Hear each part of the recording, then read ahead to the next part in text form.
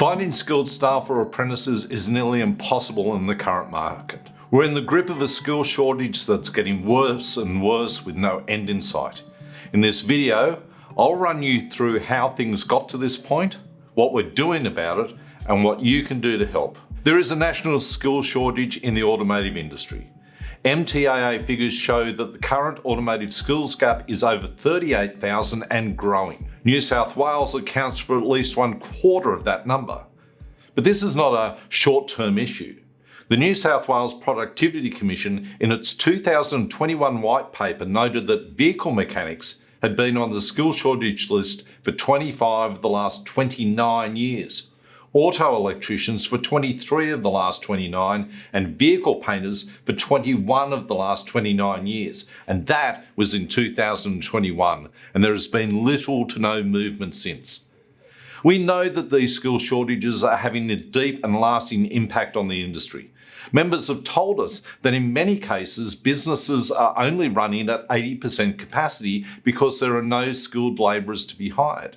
Managers who should be managing and building their businesses are having to go back into workshops to keep up with demand. Productivity and profitability suffers.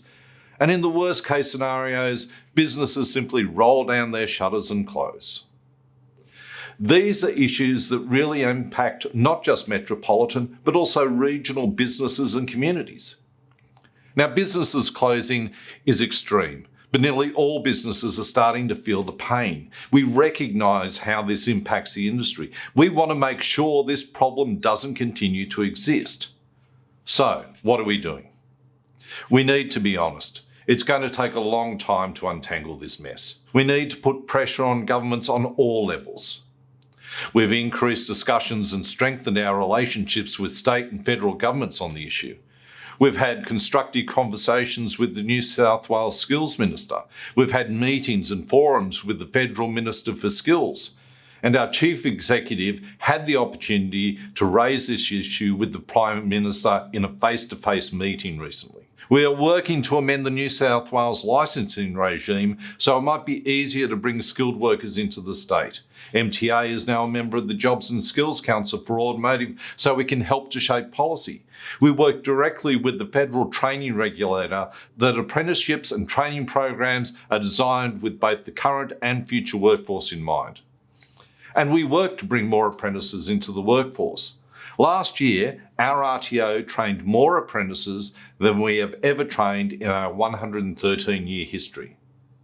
But there is so much more to do. To continue to build on our advocacy work, we need to hear from you. So take the time.